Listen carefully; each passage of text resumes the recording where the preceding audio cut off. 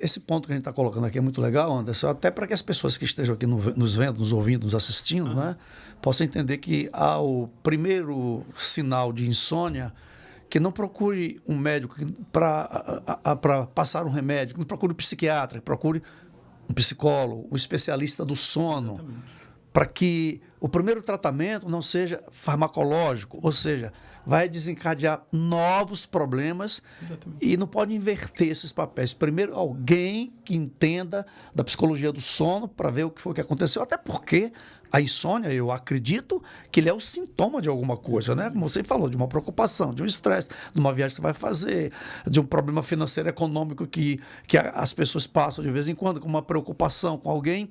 Isso, na verdade, vai desencadear uma insônia.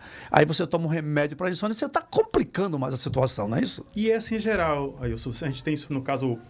Não é o meu foco, assim, na minha especialidade, a gente tem isso para a questão da alimentação também. Deu a moda agora de Ozempic para emagrecer, assim também para diversas coisas. Tem uma cultura também medicamentosa. A gente vai pensar, né, de onde vem? A gente tem... Vamos falar em termos... A origem, né? Vamos na gênese do negócio, na origem. O primeiro ponto, né? Os 3 pilares da insônia. Então, a gente tem os fatores que existe uma predisposição genética. Então, tem indivíduos que são mais propensos a sofrer desse G47, né, que é o CID, né, da insônia. Da insônia. Então, você tem uma predisposição genética, só que ter uma predisposição a alguma coisa não necessariamente é a linha de corte que vai desenvolver. É uma disposição, uma predisposição.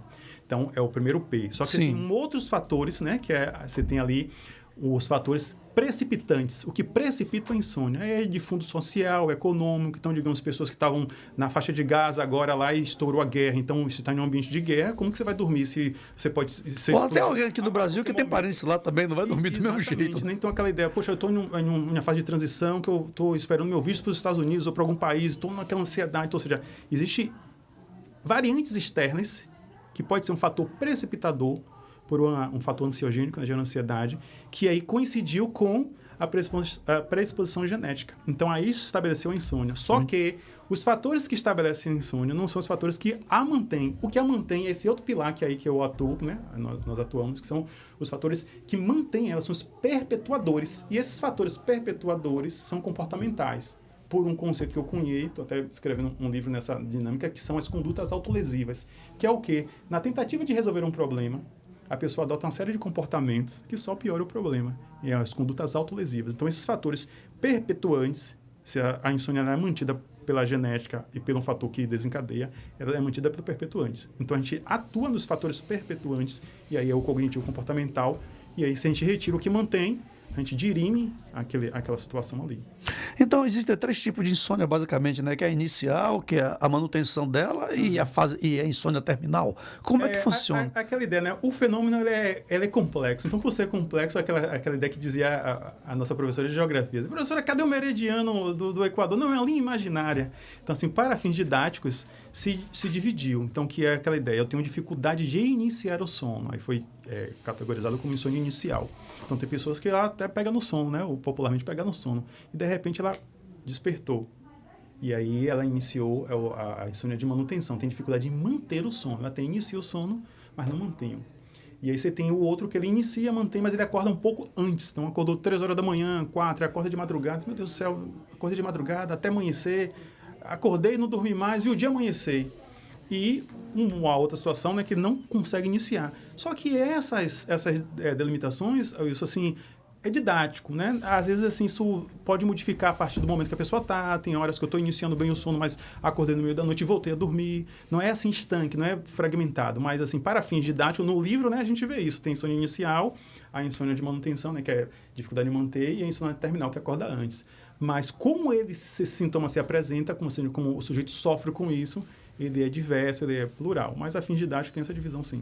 Ô Anderson, antes da gente procurar um especialista no distúrbio do sono, na insônia, né? Como você que é um especialista do sono, e a gente, assim, passar por alguns momentos sem conseguir dormir direito, existe alguma técnica assim rápida que a gente possa lançar mão para que a gente possa livrar daquela insônia naquele momento? Tipo uma auto-hipnose?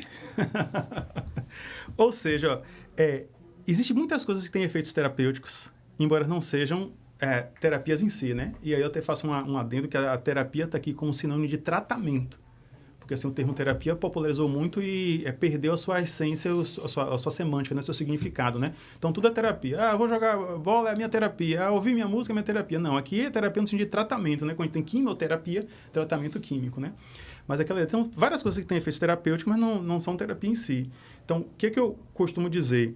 De que é buscar ter um equilíbrio pleno, ou seja, a ideia de que esse desequilíbrio que vem uma soma de uma série de desajustes que se tem, desde irregularidade na alimentação. Então, as pessoas às vezes comem de forma irregular.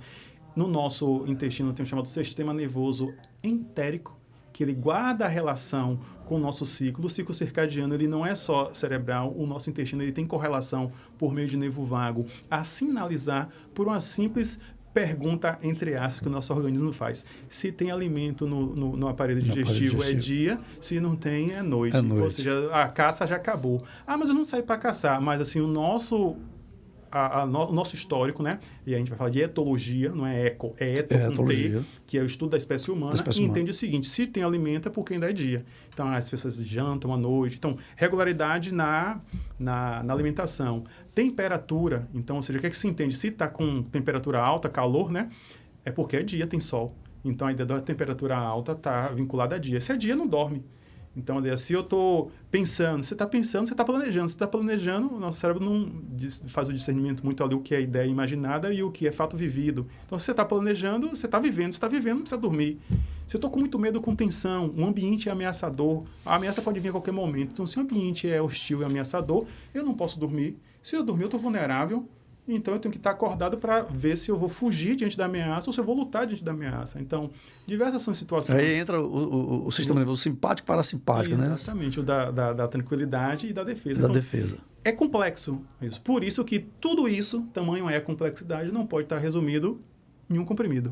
Embora as soluções farmacológicas são úteis e extremamente válidas quando existe um diagnóstico. Após o diagnóstico. Tem um diagnóstico ali alicerçado, mas não como pílula mágica. Aí o Sorrindo convida, novidade e informação para melhorar sua